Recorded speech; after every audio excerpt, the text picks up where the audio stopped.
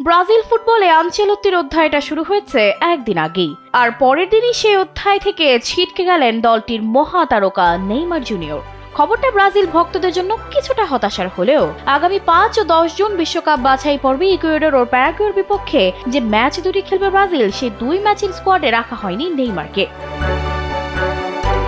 যদিও Ancelotti coach হয়ে আসার আগেই নেইমার জুনিয়রকে নিয়ে বেশ কিছু গুঞ্জন শোনা যাচ্ছিল দেশটির গণমাধ্যমে, কিন্তু প্রথম স্কোয়াডে তাকেই রাখলেন না এই ইতালিয়ান কোচ। তবে ২৫ সদস্যের এই দলে ডন কার্লো চমক রেখেছেন ঠিকই, কারণ এই ম্যাচ দুটি দিয়েই আবারও জাতীয় দলে ফিরেছেন মিডফিল্ডার ক্যাসেমিরো ও স্ট্রাইকার রিচার্লিসন। এছাড়াও কার্লোর অধীনে প্রথমবার ডাক পেয়েছেন লিলির সেন্ট্রাল ডিফেন্ডার আলেক্সান্দ্রো।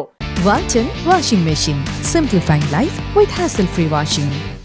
সেই সঙ্গে আনচেলত্তি ডেকেছেন তরুণ ডিফেন্সিভ মিডফিল্ডার আন্দ্রেকেও। তবে নেইমারের পাশাপাশি এই দল থেকে ছিটকে গেছেন রদ্রিগো। এছাড়া দুই অভিজ্ঞ ফুলব্যাক দানিলো ও আলেক্সান্দ্রোর সঙ্গে তরুণ ওয়েলসি, ভ্যান্ডারসন ও আগুয়েসো আছেন আনচেলত্তির পরিকল্পনায়। আর অ্যাটাকিং মিডফিল্ডে অ্যান্দ্রিয়েস পেরেইরা পেয়েছেন জায়গা। তবে দায়িত্ব নিয়ে এই দলের মহাতারকা নেইমারকে আনচেলত্তির বাদ দেয়া নিয়ে ফুটবল পাড়ায় শুরু হয়েছে আলোচনা। যদিও এর ব্যাখ্যা দিয়েছেন ডন কার্লো। তিনি বলেন, নেইমার ইনজুরি কাটিয়ে ফিরেছেন ঠিকই, কিন্তু এখনো শতভাগ ফিট না। ওর সঙ্গে কথা বলেছি, ও বোঝে পরিস্থিতি।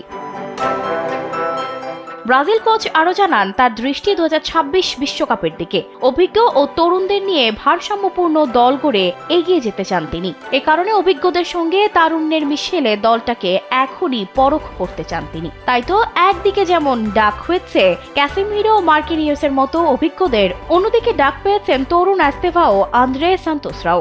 এখন দেখার বিষয়, আসন্ন বিশ্বকাপের আগে ৫ বারের বিশ্ব চ্যাম্পিয়নদের হেক্সা জয়ের জন্য আনচেলত্তি প্রস্তুত করতে পারেন কিনা। সানজিদা রহমান, কালবেলা।